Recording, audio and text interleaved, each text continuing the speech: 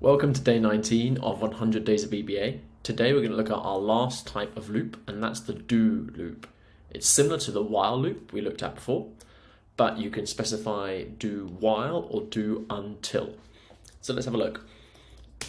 So we're going to define our function sub do loop and end sub, and then we're going to define our counter variable. So remember dim counter as integer. And now we're going to start with a do while loop.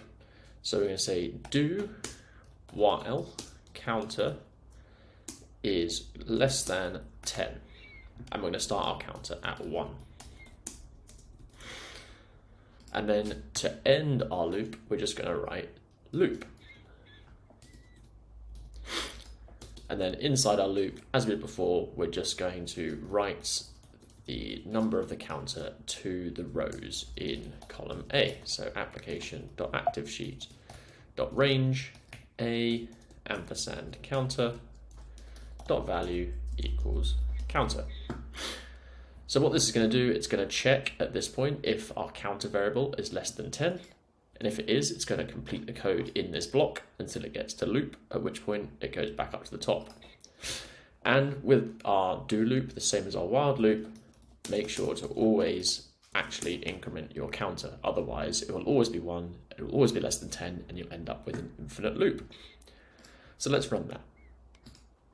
There you go. So while it's less than 10, we have written numbers 1, 2, 3, 4, etc. up to 9 in column A. Now, what you can also do is actually put the while at the bottom of the loop.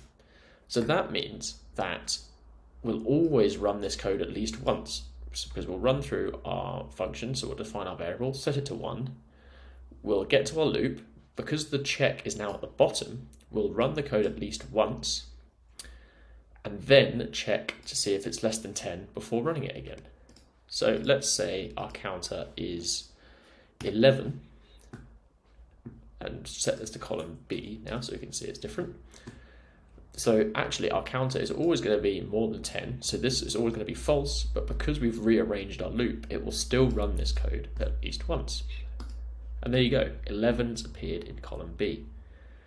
So that's a way you can do it if you want to make sure that your code runs once before it actually does the loop. Now, the other way you can do it is the do until loop, which works in exactly the same way, but instead of do while, you can just write do until counter equals 1. And in this case, we're going to start at 11 and minus 1 each time. And so if we do this in column C, we're going to start in C11 and write the numbers up to C1. If I move that out of the way, there you go, you can see. And it works the same way as the do while. You can loop until at the bottom as well. So if we say do until counter equals 10, we make that a plus again, and we start at, say, 15, back in column A, we'll still loop this at least once, and then we'll do our check at the end. Oh, so we've actually gone beyond the possible lengths of